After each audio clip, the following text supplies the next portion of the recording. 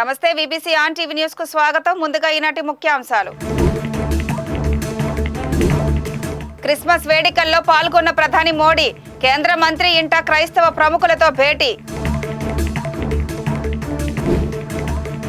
గాయపడ్డ ఎంపీలను పరామర్శించిన కేంద్ర మంత్రులు, ఇద్దరు ఎంపీల ఆరోగ్య పరిస్థితిని సమీక్షిస్తున్నామన్న రాజ్నాథ్ సింగ్.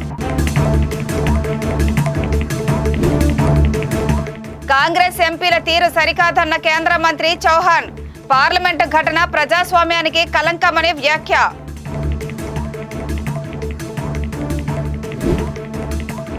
రాష్ట్ర వ్యాప్తంగా ముగిసిన ఇంధన పొదుపు వారోత్సవాలు. విద్యుత్ పొదుపు అందరి బాధ్యత అన్న కాకినాడ కలెక్టర్ షాన్ మోహన్.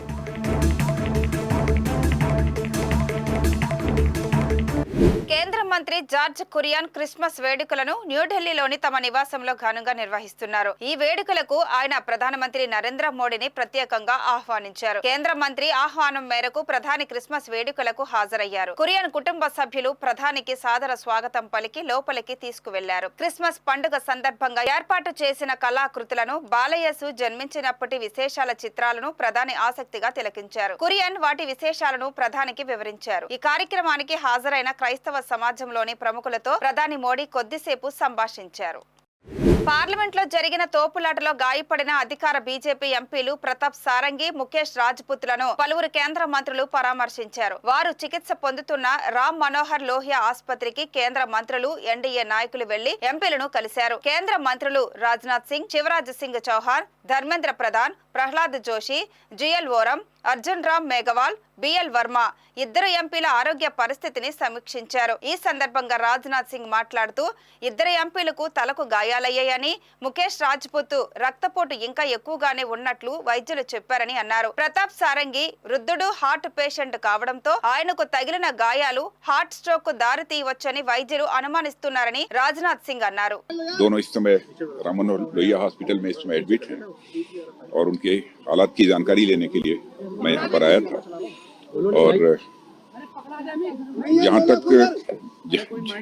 तक प्रताप जी सारंगी का प्रश्न है, उनको सिर में 2 टांके इस समय लगे हुए, और साथ ही साथ हमारे मुकेश राजपूत के भी सिर में अच्छी खासी चोट लगी है, लेकिन दोनों की हालात अभी इस समय स्थिर हैं।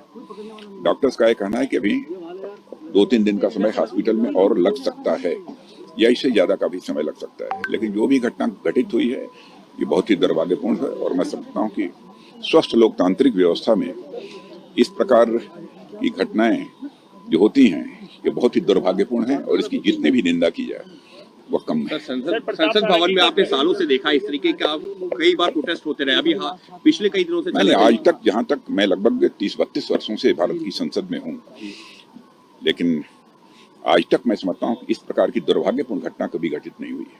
जितनी भी अधिक इसकी निंदा की जाए वो कम है। పార్లమెంట్ లో ఎంపీలను గాయపరచడం అత్యంత దుర్మార్గమైన చర్య అని కేంద్ర మంత్రి శివరాజ్ సింగ్ చౌహాన్ అన్నారు. తన సుదీర్ఘ పార్లమెంట్ అనుభవంలో ఇలాంటి సంఘటనలను ఎన్నడూ చూడలేదని, కాంగ్రెస్ పార్టీ దీనికి పూర్తి బాధ్యత వహించాలని స్పష్టం చేశారు. పార్లమెంట్ లో కాంగ్రెస్ పార్టీ తీరు ప్రజాస్వామ్యాన్ని అపహాస్యం చేసేలా ఉందన్నారు. పార్లమెంట్ లో కాంగ్రెస్ ఎంపీల తీరు సరికాదని, వారు అధ్యక్ష స్థానానికి కూడా గౌరవం ఇవ్వలేదని పేర్కొన్నారు. ప్రజాస్వామ్యానికి కలంకం తీసుకువచ్చేలా ప్రవర్తించిన కాంగ్రెస్ పార్టీని, ఆ పార్టీ ఎంపీలను ఈ దేశం ప్రజలు ఎన్నటికీ క్షమించరని వ్యాఖ్యానించారు. अध्यक्ष की आसंदी के ऊपर चढ़ गए। मैंने तो आज तक नहीं देखा कि अध्यक्ष की आसंदी के ऊपर चढ़ जाए सांसद। आसंदी की मर्यादा को पैरों तले रौंदा गया है। आज लोकतंत्र की धज्जियां उड़ाई गई है, संविधान को कुचला गया है,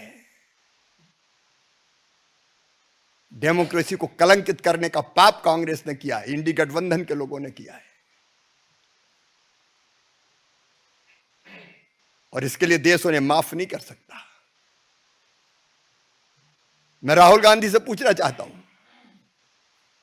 कि आज जो व्यवहार किया है आपने, क्या वो सभ्य और शालीन व्यवहार था? कि ये भारत के संस्कार है? कि ये भारत का स्वभाव है? क्या ये भारत का सोच है? क्या ये भारत का व्यवहार है? भारत कभी भी भारतीय संस्कृति और सभ्यता ऐसे व्यवहार की अपेक्षा नहीं कर सकती है। गैर भारतीय आचरण किया, गैर भारतीय। मैं तो अचंभित हूं। अभी तक हम संसद में अगर उम्मीदवार का चयन करते थे तो कौन जीतेगा, लोकप्रिय कौन है और कौन ढंग से तथ्यों और तर्कों के साथ संसद में अपनी बात रखेगा। लेकिन कांग्रेस तो धारा बदल रही है। शारीरिक ताकत का प्रयोग होगा अब संसद में। पहलवान जाएं, गुंडे जाएं, उठा के पटक के फेंकने वाले जाएं। किस दिशा में कांग्रेस लोकतंत्र को ले जा रही है? ये केवल अशोभनीय नहीं है, केवल निंदनीय नहीं है, शर्मनाक है। और मेरा सिर तो शर्म से झुक गया आज। हमारे सांसदों ने इसकी शिकायत भी की है, कंप्लेंट भी की है, और जो उचित और वैधानिक कार्रवाई होगी वो भारतीय जनता पार्टी। విద్యుత్ వాడకంలో ప్రతి ఒక్కరూ పొదుపు పాటించాలని కాకినాడ జిల్లా కలెక్టర్ షాన్ మోహన్ సగిలి అన్నారు. వారం రోజులుగా రాష్ట్ర వ్యాప్తంగా ఇంధన పొదుపు వారోత్సవాలు జరుగుతున్నాయి. ఈ మేరకు కాకినాడలో నిర్వహించిన ముగింపు కార్యక్రమానికి షాన్ మోహన్ సగిలి హాజరయ్యారు. ఈ సందర్భంగా ఇంధన పొదుపు ఆవశ్యకతను కలెక్టర్ షాన్ మోహన్ వివరించారు. ముఖ్యంగా విద్యుత్ వాడకంలో పొదుపు పాటించాలని ఆయన సూచించారు. ఈ ముగింపు కార్యక్రమంలో Transco superintendent engineer Prasad, EE Uday Bhaskar, ఇతర అధికారులు పాల్గొన్నారు. కాకినాడ జిల్లాలో రాష్ట్ర వ్యాప్తంగా చేస్తున్నారు. అందులో భాగంగా కాకినాడ జిల్లాలో ఈ విద్యుత్ సంబంధించిన పొదుపు, తర్వాత రినవబుల్ ఎనర్జీ అంటే సౌర విద్యుత్ వాడడానికి ప్రోత్సహించే విధంగా గవర్నమెంట్ ఆఫ్ ఇండియా ఆధ్వర్యంలో కొన్ని ప్రోగ్రామ్స్ చేయడం జరుగుతుంది. అందులో భాగంగా కాకినాడ వైపు నుంచి కూడా మనం ఒక 3 ముఖ్యమైన ప్రోగ్రామ్స్ గురించి లాస్ట్ వారంలో రకరకాల కాంపిటీషన్స్ పెట్టడం పిల్లలకి, తర్వాత ఈ అవేర్నెస్ క్యాంపెయిన్స్ అంటే రకరకాల గవర్నమెంట్ ఆఫీసెస్లో క్యాంపెయిన్ లాంటివి చేయడం జరిగింది. దాంట్లో ముఖ్యంగా ఒకటి స్టార్ అప్లయన్సెస్ అంటే ఎక్కువ విద్యుత్ వాడకుండా తక్కువ బిల్ వచ్చేటట్లు స్టార్ అనే రేటింగ్తో కొన్ని అప్లయన్సెస్ వస్తాయి అన్నమాట. సో అవి మాత్రమే వాడాలని చెప్పి దాన్ని ప్రమోట్ చేయడం, దాన్ని అందరికీ తెలియజేసేటట్లు క్యాంపెయిన్ చేయడం అదొకటి. రెండోది ఆల్రెడీ ఉన్న అప్లయన్సెస్లో, ఫర్ ఎగ్జాంపుల్ ఇంట్లో ఫ్రిడ్జ్ ఉండొచ్చు, లేదా ఏసీ ఉండొచ్చు, ఎలా తక్కువ వినియోగించుకోవాలి, తక్కువ వినియోగం ఎలా విద్యుత్ ఎలా వినియోగం అవుతుందనే దాని గురించి కొంత అవేర్నెస్ చేయడం. మూడవది అతి ముఖ్యమైనది పిఎం సూర్యఘర్ అని చెప్పి, ప్రధానమంత్రి సూర్యఘర్ అని చెప్పి ఒక ప్రోగ్రామ్ లాంచ్ చేయడం జరిగింది. ఈ పిఎం సూర్యఘర్లో భాగంగా ప్రతి ఇంటి పైన, ప్రతి ఇంటి కప్పు పైన, ఆఫీసుల పైన ఈ solar panels, roof top solar panels అంటారు. రూఫ్ టాప్ సోలార్ ప్యానెల్స్ పెట్టడానికి గవర్నమెంట్ వైపు నుంచి కొంత రాయితీ ఇవ్వడం జరుగుతుంది. సో దానికి సంబంధించిన డీటెయిల్స్ అంటే 1 కిలోవాట్ అంటే జనరల్లీ 1 కిలోవాట్ రావాలంటే 10 స్క్వేర్ మీటర్స్ అంతేనా, 100 స్క్వేర్ మీటర్స్, 100 స్క్వేర్ ఫీట్ అంటే 100 చదరపు అడుగుల పైన పైకప్పు ప్రదేశం ఉంటే అందులో 1 కిలోవాట్ పెట్టగలం. 200 ఉంటే 2 కిలోవాట్స్, 300 ఉంటే 3 కిలోవాట్స్. సో అలాగా ఇంటి బట్టి, లేదా ఆఫీస్ ఉన్న స్పేస్ బట్టి, లేకపోతే ఏదైనా హోటల్స్ కానీ, లేకపోతే ఏదైనా గోడౌన్స్ కానీ, ఎస్పెషల్లీ మన జిల్లాలో గోడౌన్స్ ఎక్కువ కాబట్టి ఈ గోడౌన్స్ కానీ వీటి మీద ఈ పిఎం సూర్యఘర్ ద్వారా ఈ రూఫ్ టాప్ సోలార్ ప్యానెల్స్ పెట్టడానికి ఆల్మోస్ట్ దాదాపు 1 కిలోవాట్ అయితే 30,000, 2 కిలోవాట్లు అయితే 60,000, 3 కిలోవాట్ అయితే 78,000 చొప్పున ప్రభుత్వం రాయితీ ఇస్తుంది. జాతీయ ఇంధన పొదుపు వారోత్సవాల్లో భాగంగా కాకినాడ డివిజన్లో 14వ తారీఖు నుంచి ఈ రోజు వరకు కూడా ఇంధన పొదుపు మీద ప్రజలకు అవగాహన కల్పించే కార్యక్రమాలు చేయడం జరిగింది. అందులో భాగంగా స్కూల్ పిల్లలకి ఈ కాంపిటీషన్స్ కండక్ట్ చేసాం. అలాగే ఈ బుర్రకథ వంటి కళాజాతరల ప్రోగ్రామ్స్ ఇలాంటివన్నీ కూడా పబ్లిక్ అవేర్నెస్ కోసం ఏర్పాటు చేయడం జరిగింది. ఫైనల్గా ఈరోజు కలెక్టర్ ఆఫీస్ నుంచి ర్యాలీగా స్కూల్ పిల్లలు, మా డిపార్ట్మెంట్ ఎంప్లాయీస్ అందరితో కలిపి ర్యాలీ కూడా కండక్ట్ చేయడం జరిగింది. సో ఈ సందర్భంగా నేను మీడియా వారిని కోరేది ఏంటంటే, మీడియా వారు కూడా ప్రజలందరిలోనూ ఈ ఇంధన పొదుపు మీద, అలాగే సోలార్ రూఫ్ టాప్ మీద అవగాహన కల్పించమని కోరుతున్నాను. సో సోలార్ రూఫ్ టాప్ ఇంటికి అవసరాలకు పెట్టుకున్నట్లయితే కేంద్ర ప్రభుత్వం నుంచి సబ్సిడీ ఉంది. సో 3 కిలోవాట్స్కి 78,000 మ్యాక్సిమం సబ్సిడీ వస్తుంది. కాబట్టి ఈ సబ్సిడీ స్కీమ్ ఉన్న ఈ టైంలో మన గృహ వినియోగదారులందరూ కూడా ఈ స్కీమ్ని ఉపయోగించుకుని మ్యాక్సిమం వాళ్ళు ఫైనాన్షియల్గా వాళ్ళు బెనిఫిట్ పొందుతూ ఇటు ఇంధన పరిరక్షణలో వాళ్ళ వంతు కూడా వాళ్ళు పార్టిసిపేట్ చేయాలని కోరుకుంటున్నాం. Thank you. ఇంధన పొదుపు తప్పనిసరి అని, ఇదొక అలవాటుగా మారాలని బాపట్ల జిల్లా జాయింట్ కలెక్టర్ ప్రఖర్ జైన్ ప్రజలకు పిలుపునిచ్చారు. జాతీయ ఇంధన పొదుపు వారోత్సవాలు ముగింపు సందర్భంగా బాపట్ల కలెక్టరేట్ నుండి స్థానిక అంబేద్కర్ విగ్రహం వరకు విద్యుత్ శాఖ ఉద్యోగులు చేపట్టిన ర్యాలీని ఆయన పచ్చ జెండా ఊపి ప్రారంభించారు. అనంతరం అందరూ కలిసి విద్యుత్ శక్తిని వృధా చేయకుండా ఉంటామని, పొదుపు చేస్తామని ప్రతిజ్ఞ చేశారు. ఈ కార్యక్రమంలో జిల్లా విద్యుత్ శాఖ engineer Anjaneyulu, assistant executive engineer Srinivasarao, విద్యుత్ శాఖ అధికారులు, సిబ్బంది పాల్గొన్నారు.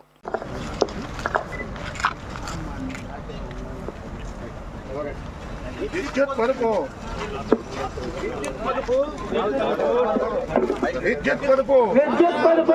భావితరాలకు మరుపు, రేపటి భవితకు మలుపు, విద్యుత్ పొదుపు ముందు. మహిళలు మనోధైర్యంతో నిలబడాలంటే మహారాష్ట్ర వీరవనిత లోకమాత అహిల్యాబాయి హోల్కర్ జీవిత చరిత్రను తెలుసుకోవాల్సిందేనని విశాఖలోని పోక్సో న్యాయస్థానం జడ్జి ఆనంది అన్నారు. పరిపాలన దక్షిరాలుగా, భక్తురాలిగా, సామాజిక ఉద్యమకారినిగా 300 ఏళ్ల క్రితం ఆమె సాధించిన అద్భుతాలు నేటి తరానికి స్ఫూర్తిదాయకమన్నారు. విశాఖలోని AU engineering college Gautama Buddha ఆడిటోరియంలో మహిళా సమన్వయం ఆధ్వర్యంలో లోకమాత అహిల్యాబాయి హోల్కర్ త్రిశతాబ్ది ఉత్సవాలు ఘనంగా నిర్వహించారు. ఈ సందర్భంగా న్యాయమూర్తి ఆనంది మాట్లాడుతూ అహిల్యాబాయి హోల్కర్ ఎదుర్కొన్న సంక్షోభాలు సామాన్యమైనవి కావన్నారు. ఎలాంటి జటిలమైన సమస్యలనైనా సమర్థవంతంగా ఎదుర్కొనే ఘట్టాలు ఆమె జీవితంలో మనకు ఎన్నో కనిపిస్తాయని చెప్పారు.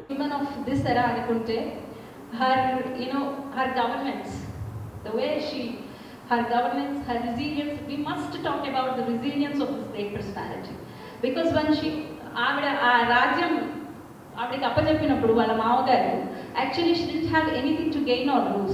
అందరికీ తెలుసు ఆవిడకి ఆ రాజ్యం అప్పచెప్పినప్పుడు she lost her husband, only son was not there. Her father in law, ఆమెకి main support father in law, ఆయన కూడా లేదు. యాక్చువల్లీ అప్పుడు ఉన్న సొసైటీలో ఉన్న ప్రాక్టీస్ ప్రకారం sati was in she ought to have taken sati, but తను అది తీసుకోకుండా she defied the societical orders.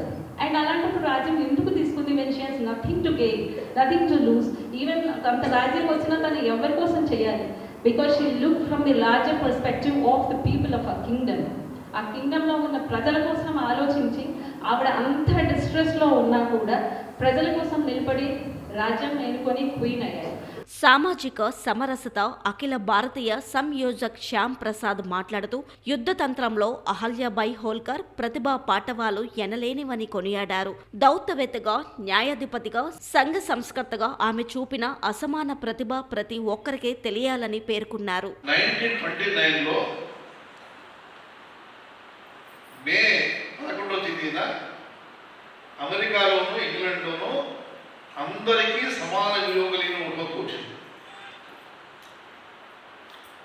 కాలక్రమంలో వచ్చింది. ఫ్రెంచ్ రెవల్యూషన్ వచ్చిన తర్వాత ఈక్వాలిటీ అన్న విషయానికి అన్ని రంగాల్లోనూ ఒక ప్రాముఖ్యత వచ్చింది. కొంచెం లేదు. ఈ రకంగా కొన్ని మైల్ స్టోన్స్ ఉంటాయి. అయితే మన దేశంలో కొన్ని వెలుగులు వెలిగి మనం చేసిన పొరపాట్ల వల్ల, కాలగమనంలో వచ్చిన కొన్ని మార్పుల వల్ల మనం చీకటి వెళ్ళాం. ఆ వెళ్ళిన దాంట్లో 2 ఆస్పెక్ట్స్ ఉన్నాయి. ఒక మనిషి కులాన్ని చూసి, మనిషి పురుష మహిళను చూసి మనిషిని గుర్తించడమో లేకపోతే చిన్న చూసుకుంటామో ఒకటి. ఇప్పుడు అసలు మారింది. నేను విద్యార్థిగా ఉన్నాను 70 ఏళ్ళ క్రితం, 60 ఏళ్ళ క్రితం.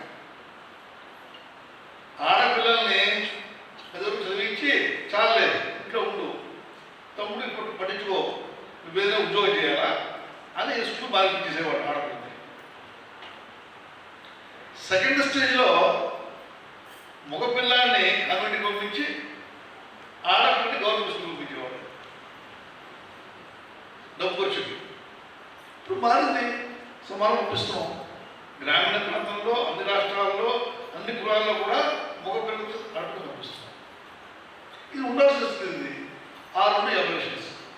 రాష్ట్ర సేవికా సమితి సహప్రాంత కార్యవాహిక ఉజ్వల మాట్లాడుతూ అహల్యాబాయి హోల్కర్ను కేవలం మహారాష్ట్రకే పరిమితం చేయలేమని, ఆమె దేశం యావత్తు గుర్తించదగ్గ గొప్ప నాయకురాలని శ్లాఘించారు. 300 సంవత్సరాల క్రితమే ఆలోచన చేసిన ఆవిడ ఇప్పుడు మనం రోడ్లు, రహదారులు ఇవన్నీ ఏవైతే ఆలోచిస్తున్నామో అవన్నీ కూడా అప్పుడే ఆలోచించి హిందూ ధర్మాన్ని, సనాతన ధర్మాన్ని కాపాడుతూ దేశం సుభిక్షంగా ఎలా ఉండాలి అన్నది ఆవిడ ఎన్నో గుళ్ళు, గోపురాలు, మనమందరం కూడా జ్యోతిర్లింగాలు ఏవైతే మనం రోజు వెళ్ళి కాశీ విశ్వనాథ దర్శనం చేసుకుంటాం, జ్యోతిర్లింగాల దర్శనం చేసుకుంటాము, మంచి చెడులకు గయ వెళ్తాం, ఇలా ఏ ప్రదేశం చూసినా కూడా ఆవిడ పునర్నిర్మాణం చేసిన గుళ్ళు, గోపురాలు కనబడుతూ ఉంటాయి.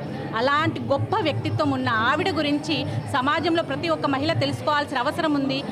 తన 2 సంవత్సరాలలో సమయంలోనే 18 మంది కుటుంబ సభ్యులను కోల్పోయి ఆవిడ జీవితాన్ని ఎలా ప్రజల కోసం అంకితం చేసింది అన్నది కూడా తెలుసుకోవాలి. ఇలాంటి విషయాలు ప్రజలకు తెలియజేయాలి, ముఖ్యంగా మహిళలకు తెలియజేయాలి అని చెప్పేసి ఈనాటి కార్యక్రమం ఏర్పాటు చేయడం జరిగింది. మహిళా సమన్వయ ఆధ్వర్యంలో గౌతమ్ బుద్ధ ఆడిటోరియంలో ఏర్పాటు చేయడం జరిగింది.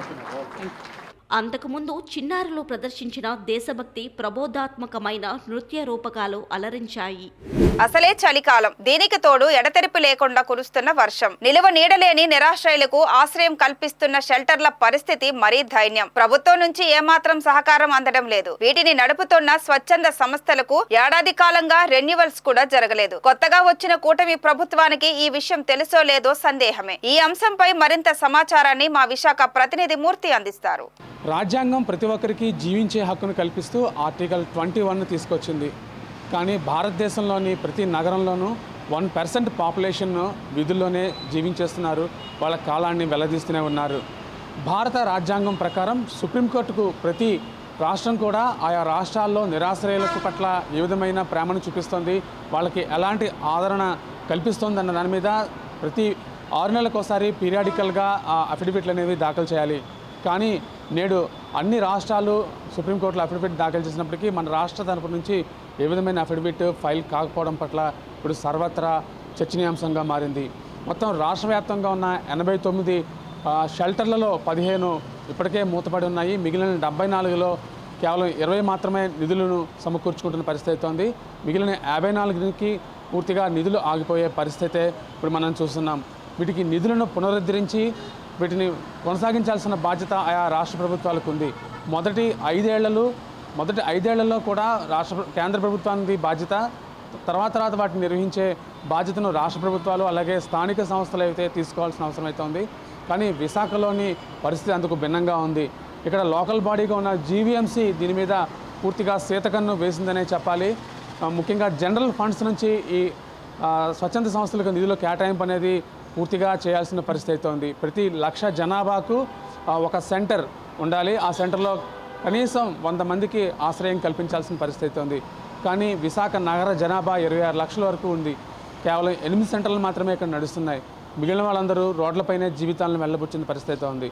ముఖ్యంగా మనం ఇప్పుడు చూసుకున్నట్లయితే ఇది శీతాకాలం, ఆపై వర్షాలు కూడా కురుస్తున్న నేపథ్యంలో చాలామంది వీధుల్లోనే జీవనం వెళ్ళదీస్తున్న పరిస్థితి మనం చూస్తున్నాము. ముఖ్యంగా రాత్రి అయితే చలికి వణుకుతూ చాలామంది ఎప్పటికీ తెల్లారుతుందా, ఎప్పటికీ తమ బతుకులు బాగుపడతాయన్న ఆశ అయితే కనిపిస్తోంది. కానీ కొత్తగా వచ్చిన కూటమి ప్రభుత్వం దీనిపై దృష్టి సారిస్తుందని స్వచ్ఛంద సంస్థల ప్రతినిధులు ఎంతో ఆశపడ్డారు. కానీ వారికి ఈ విషయాలన్నీ తెలుసో లేదో కానీ ఇక్కడ నిరాశ్రయులు మాత్రం ఎప్పుడు పూట గడుస్తుంది, ఎప్పుడు నీడకు చేరుకుంటామనే ఒక ఆశ వాళ్ళ కళల్లో కనిపిస్తూనే ఉంది.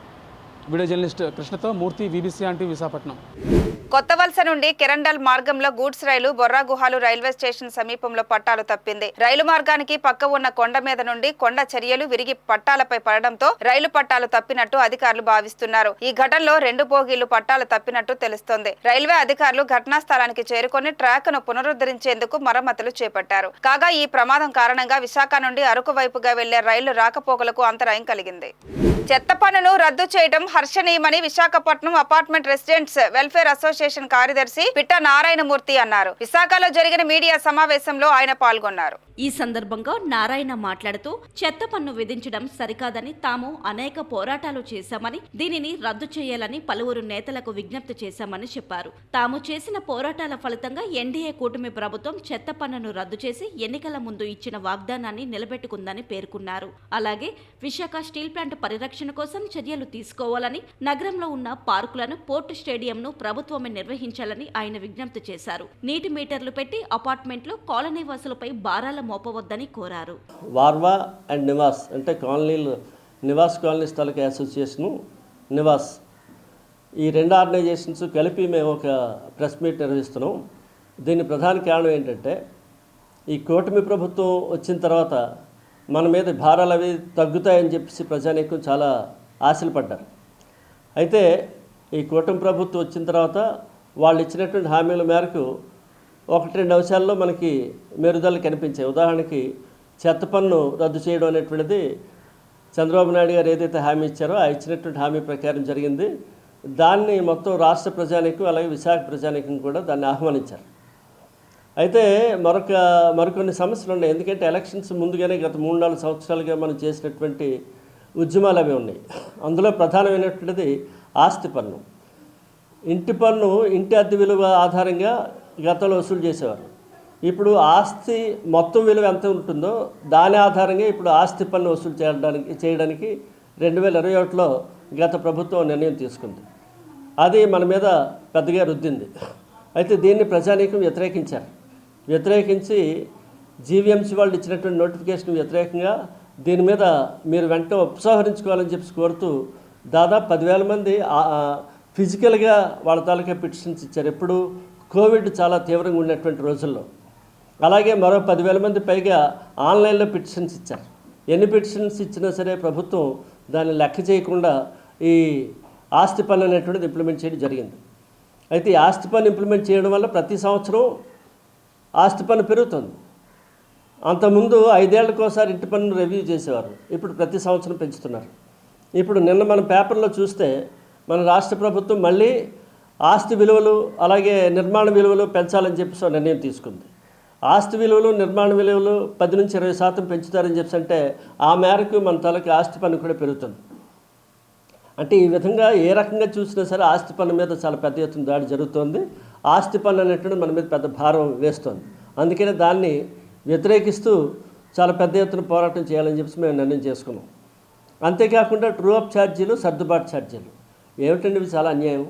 అంటే మనం కాల్చేటువంటి కరెంటు 10 రూపాయలు ఉంటే మనం కట్టాల్సినటువంటి కరెంటు ఛార్జీలు 30 రూపాయలు పైగా కట్టాల్సి వస్తుంది. అంటే ఇంచుమించు 100% to 200% ఎక్స్ట్రా కట్టాల్సినటువంటి పరిస్థితులు ఈ రోజున ఈ సర్దుబాటు ఛార్జీలు, ట్రూ అప్ ఛార్జీలు వస్తున్నాయి.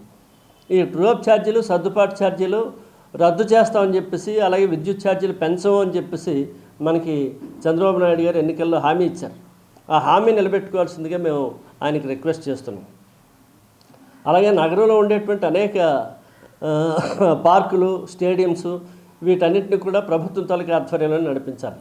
ఈ మధ్య ఒక విషయం విన్నది ఏంటంటే బీచ్ల్లో కూడా ప్రవేశ రుసుము పెడతామని చెప్పి అన్నటువంటిది ఈ మధ్యకాలంలో ఒకసారి న్యూస్ చూసాం. అంటే ఇది చాలా అన్యాయం. ఎందుకంటే ఇది మనది సహజసిద్ధమైనటువంటి బీచ్. అది ప్రపంచం మొత్తం మీద ఎక్కడా కూడా బీచ్ల్లో ఈ రకంగా ఛార్జీలు వసూలు చేసేటువంటి పద్ధతి లేదు. గత ప్రభుత్వం ఈ రకమైన ప్రయత్నం చేస్తే దాన్ని ప్రజానీకం వ్యతిరేకించారు. వెంటనే ప్రభుత్వం వెనక్కి తీసుకుంది. మళ్ళీ ఇప్పుడు అదే ప్రయత్నం చేస్తే మాత్రం ఇది ప్రజల మీద చాలా భారం పడుతుంది అనేటువంటి విషయం కూడా మన రాష్ట్ర ప్రభుత్వం అర్థం చేసుకోవాలి. ఇంకోటి ఏంటంటే ఈ టోల్ ఫీజులు. ఈ మధ్యకాలంలో టోల్ ఛార్జీలు బాగా పెంచేశారు. అలాగే ఇప్పుడు ఒక రోజులో ఎన్నిసార్లు ప్రయాణం చేసినా సరే ఒకే టోల్ ఫీజు కడితే అది సరిపోతుండేది గతంలో. ఇప్పుడు అలా కాకుండా సింగిల్ ఎంట్రీ సిస్టమ్ అనేటువంటిది పెట్టి ప్రతిసారి నువ్వు వెళ్తే వస్తే నువ్వు అలా కడుతూనే ఉండాలి. అదో సిస్టమ్ పెడుతున్నారు. అలాగే ఇప్పుడు R&B రోడ్లు అవి ఉన్నాయి. అవి చిన్న రోడ్లు, పెద్ద హైవేలు కావు. ఆ హైవేలు కలెక్ట్ చేసేటువంటి చిన్న రోడ్లలో కూడా టోల్ ప్లాజాలు పెడతామని చెప్పి అనేటువంటి ప్రతిపాదన కూడా ప్రభుత్వం చేస్తుంది. ఇవన్నీ ప్రజల మీద చాలా పెద్ద ఎత్తున భారాలు కలుగజేస్తాయి. అందుకనే వాటన్నిటినీ ఉపసంహరించాలని చెప్పి మేము కోరుతున్నాం. అలాగే విశాఖ స్టీల్ ప్లాంట్, అది విశాఖ ఉక్కు ఆంధ్రుల హక్కు అని చెప్పేసి మనం చాలా పెద్ద ఎత్తున పోరాటం చేసి 32 మంది ప్రాణత్యాగం చేసి సంపాదించుకున్నటువంటిది. దాన్ని రక్షించుకోవడానికి ఏ రకమైనటువంటి చర్యలు తీసుకోవాలో అవన్నీ కూడా రాష్ట్ర ప్రభుత్వం తీసుకోవాలని చెప్పేసి, అలాగే ఇప్పుడు మన విశాఖ పోర్ట్ స్టేడియం చూడండి, it has become Vishwanath port stadium. ఎంత అన్యాయం! విశ్వనాథ్ ఫెసిలిటీస్కి అక్కడ మారిపోయింది. అంటే పోర్టు తాలూకా విశేషమైనటువంటి విలువ చేసేటువంటి పెద్ద ఆస్తి అనేటువంటిది ఇప్పుడు ఒక వ్యక్తి చేతుల్లోకి వెళ్ళిపోయి ఆ వ్యక్తి తాలూకా పర్సనల్ ఫెసిలిటీలా తయారైంది. ఇది చాలా అన్యాయం. ఇది దాన్ని కూడా ప్రభుత్వం వెంటనే చర్యలు తీసుకొని ఆ విశ్వనాథ్ దగ్గర నుంచి వెనక్కి తీసుకొని పోర్టు ఆధ్వర్యంలోనే దాన్ని నడిపించాలని చెప్పేసి మేము కోరుతున్నాం.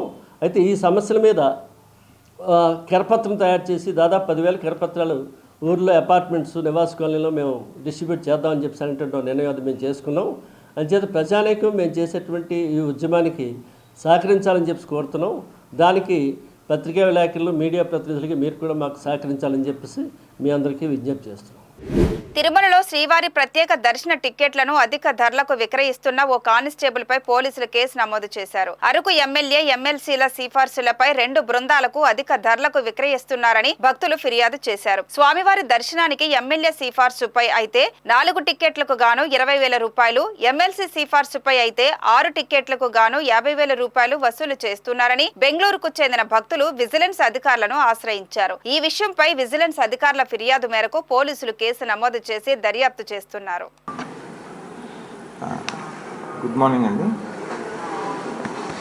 నిన్నటి దినం మనకు విజిలెన్స్ వారు ఒక ఫిర్యాదు ఇవ్వడం జరిగింది. ఈ ఫిర్యాదు సారాంశం ఏమంటే, ఐటీబీపీ కానిస్టేబుల్ చంద్రశేఖర్ అనే ఆయన బెంగళూరుకు చెందిన 2 భక్తులు హరిబాబు, జగదీష్ అనే వారి దగ్గర నుంచి ఒకరి దగ్గర 50,000 రూపాయలు, అదేవిధంగా ఒకరి దగ్గర 20,000 రూపాయలు తీసుకొని బ్రేక్ దర్శనం చేయిస్తానని చెప్పి వాళ్ళకి 300 రూపాయల టికెట్ ఇవ్వడం జరిగింది. దాన్ని గుర్తించి విజిలెన్స్ అధికారులు ఫిర్యాదు ఇవ్వడం వల్ల దాని మీద కేసు నమోదు చేయడం జరిగింది. దర్యాప్తు చేసి తదుపరి వివరాలు మళ్ళీ వెల్లడిస్తారు.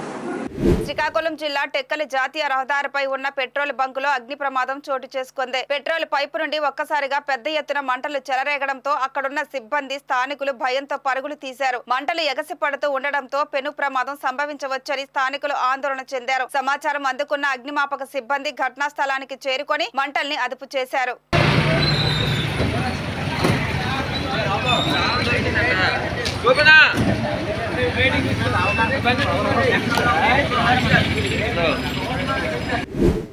ఈ వార్తలు ఇంతటితో సమాప్తం. మరిన్ని విశేషాలతో మళ్ళీ కలుద్దాం. అందరికీ సెలవు. నమస్కారం.